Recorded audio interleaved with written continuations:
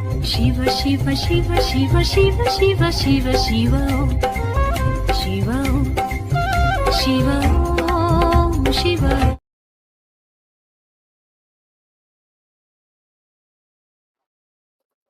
அனைவருக்கும் வணக்கம். இப்போ பார்த்தீங்கன்னா பாவத் பாவம் பார்க்க போகலாம்.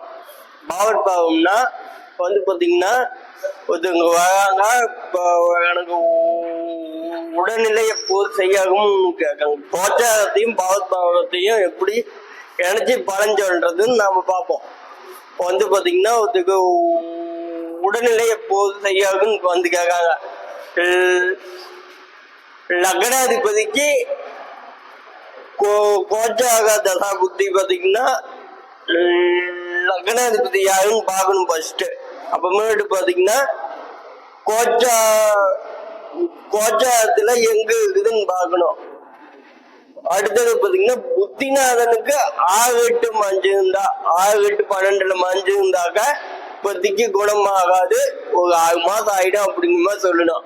இது 1 5 9 அல்லது 1 4 7 10, அதாவது கேந்திர திரிகோணத்தானத்துல பாத்தீங்கன்னா இந்த லக்னாதிபதி புத்திநாதனுக்கு 1 5 9 இருந்துச்சுன்னா அது பாத்தீங்கன்னா விரைவில் குணமாகணும்னு சொல்லணும். அதே மாதிரி பாத்தீங்கன்னா பாத்தீங்கன்னா என் தங்கச்சிக்கு எப்போது கல்யாணம் ஆகும்னு கேட்காங்க. இப்போ பாத்தீங்கன்னா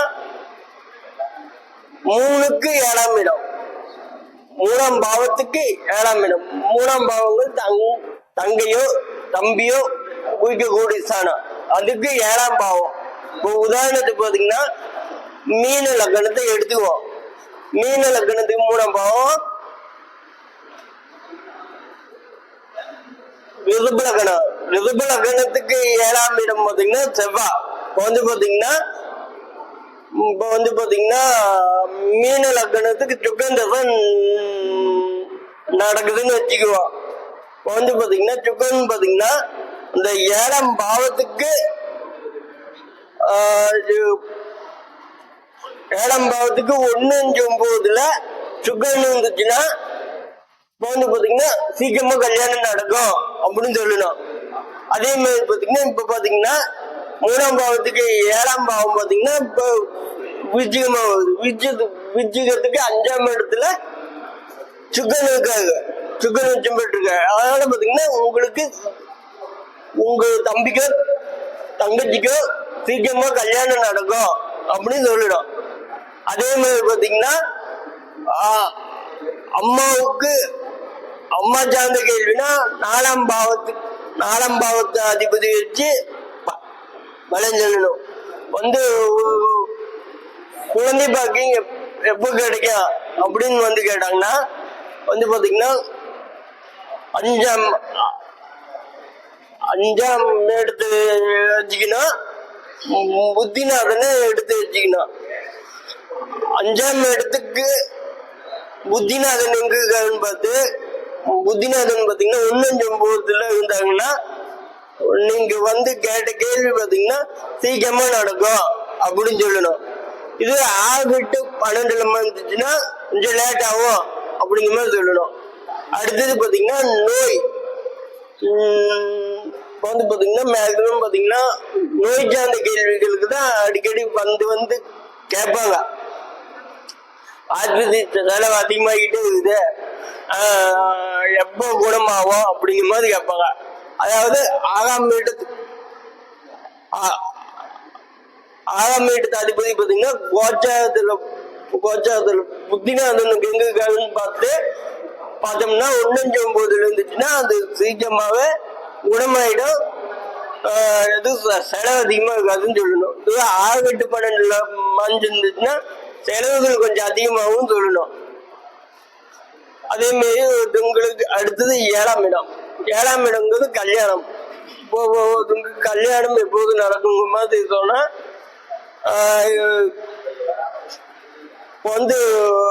கோச்சா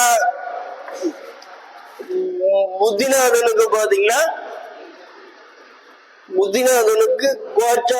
கோச்சாரத்துல எங்க இருக்காருன்னு பார்த்து 1 5 9 இருந்துச்சுன்னா சீக்கிரமா கல்யாணம் நடக்கும் அப்படிங்கிற மாதிரி சொல்லணும். அதே மாதிரி பாத்தீங்கன்னா பாத்தீங்கன்னா தொழில் ஆரம்பிக்கலாமா வேணாமான்னு கேட்காங்க. தொழில் ஆரம்பிக்கலாமா வேணாமான்னு கேட்கும்போது பாத்தீங்கன்னா 10ஆம் இடத்துக்கு 1 புத்திநாதன் இருந்தானா, அதாவது கோச்சா கிரகங்கள் பாத்தீங்கன்னா புத்திநாதனுக்கு பாத்தீங்கன்னா 10ஆம் இடத்து அதிபதி கோச்சா கிரகத்துக்கு 1 இருந்துச்சுன்னா அது செய்யலாம்னு சொல்லணும். இந்த மாதிரி பாத்தீங்கன்னா பழஞ்சொல்லி பாத்தீங்கன்னா கரெக்டா நடந்துருக்குது. அதே மாதிரி அண்ணனுக்கு கல்யாணம் ஆகுமா அப்படின்னு வந்து கேட்காங்க. 11ஆம் இடம் 11ஆம் இடத்துக்கு பாத்தீங்கன்னா 7ஆம் இடம் 11க்கு 7ஆம் இடம் 5ஆம் இடம் 5ஆம் இடத்து அதிபதி பாத்தீங்கன்னா புத்திநாதனுக்கு பாத்தீங்கன்னா 1 இருந்துச்சுன்னா சீக்கிரமா அண்ணனுக்கு கல்யாணம் நடந்துடும் அப்படிங்கிற மாதிரி சொல்லிடும். அதே மாதிரி பாத்தீங்கன்னா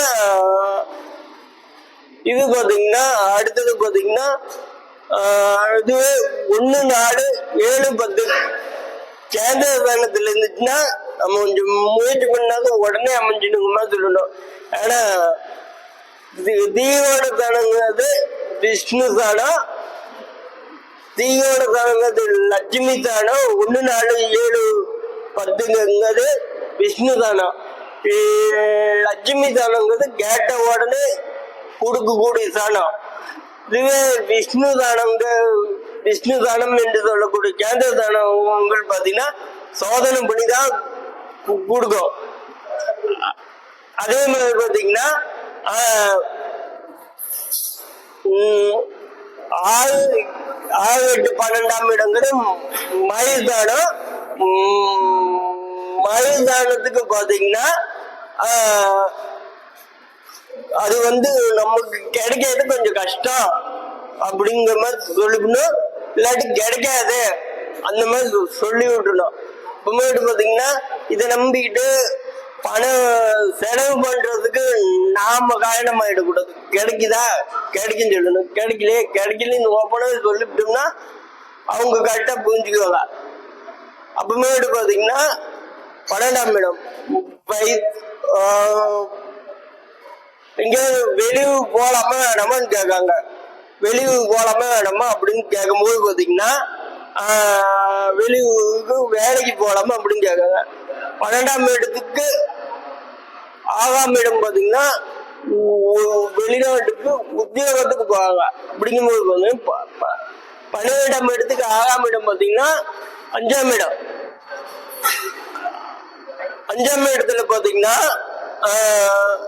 அந்த புத்திநாதனோ அல்லது கோச்சா கிரகத்துக்கு பாத்தீங்கன்னா புத்திநாதனுக்கு கோச்சா கிரகம் பாத்தீங்கன்னா அந்த 5ஆம் இடத்துக்கு கிரகம் வந்துச்சுன்னா 1 இருந்துச்சு தாராளமா போங்க அப்படிங்கிற மாதிரி அந்த பலன் கரெக்டா இருக்கும். நன்றி, வணக்கம்.